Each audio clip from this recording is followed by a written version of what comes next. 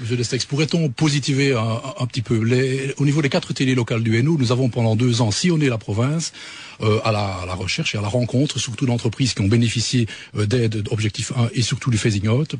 Je peux vous donner une liste d'entreprises qui fonctionnent très très bien, qui sont à la pointe dans leur secteur, qui sont porteuses en termes d'emploi. Et vous, apparemment, vous démolissez tout d'un coup de baguette magique, alors qu'il y a vraiment des choses positives. Vous n'avez pas lu jusqu'au bout. Hein. Non, je sais bien. Mais prenons par exemple l'Aéropole et le Biopôle de Charleroi, ce sont des exemples. Absolument. Il y a le parc initialiste, je peux vous citer toute une liste de choses très positives. Ils sont cités dans le livre, donc le Biopôle est largement cité dans le livre. Vous avez parfaitement raison, les aides d'investissement aux entreprises sont aussi un succès, nous le disons dans le livre. Donc il y a beaucoup de choses positives qui ont été faites.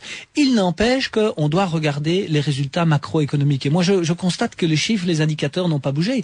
Et donc, c'est un peu ça le danger du discours d'Elio Di Rupo, si vous voulez. C'est de prendre une série de choses qui ponctuellement fonctionnent bien et de donner l'impression que ça suffit à résoudre les problèmes globaux de la région. Et c'est là où je tire un signal d'alarme.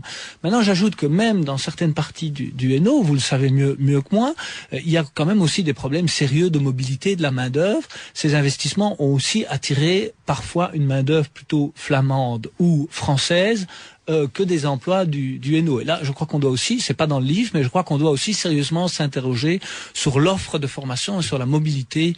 Oui, mais ça sera une priorité de la 3e phase de l'objectif 1 pour la période 2007-2013. Alors, je vous propose d'entendre une autre analyse. Il s'agit de Joseph Pagano, les professeurs d'économie à l'université de Montseno, et c'est un ex-membre de ce qu'on a appelé la task force du phasing out. Et pour lui, vos critiques sont clairement exagéré, on l'écoute. Mais je pense que c'est excessif. En tout cas, depuis 2004, les signes très nets de performance économique wallonne qui sont conformes à la moyenne nationale belge. Si on prend le Hainaut, les statistiques officielles non contestées disent que les 2 programmations précédentes ont permis de créer 19 000 emplois en Hainaut. Ce qui est vrai, c'est que parallèlement, le chômage a quand même augmenté. Il y a ça 2 raisons. D'une part, le nombre de personnes, pour des raisons démographiques et sociologiques, qui souhaitent travailler a augmenté. Et d'autre part, une bonne partie de ces 19 000 emplois nouveaux créés en Hainaut ont été occupés par des personnes qui n'habitent pas le Hainaut. Tout simplement parce que les compétences, les formations dont on dispose en Hainaut ne sont pas toujours conformes au niveau de compétences exigées par des emplois nouveaux qui sont créés heureusement dans des secteurs à densité technologique plus importante. Quand on regarde, par exemple, le développement spectaculaire de l'aéropole autour de l'aéroport de Charleroi, où on a vu apparaître un grand nombre d'entreprises, disons, de taille plutôt moyenne. Il y a là vraiment une source d'espoir pour le futur, parce que on a des entreprises modernes qui ont un avenir et qui vont rester vraisemblablement en Hainaut. Pendant les 25 dernières années, ce qui nous a manqué, ce n'est pas tant la volonté politique, ce ne sont pas tant les infrastructures, c'est la création de petites et moyennes entreprises dynamiques. On a sans doute négligé cet aspect-là dans le passé. Et maintenant, les politiques que l'on met en œuvre montrent que cette conscience est beaucoup plus avérée, beaucoup plus réelle. Monsieur Destex, parlons maintenant de l'avenir, puisque nous sommes maintenant dans la 3e phase des aides européennes, l'objectif convergence. Qu'est-ce que vous pensez de la méthodologie qui est appliquée maintenant par le gouvernement wallon? Vous préconisez la création d'une nouvelle structure, une de plus, bon, c'est peut-être un peu trop, une agence de développement territorial totalement indépendante du politique.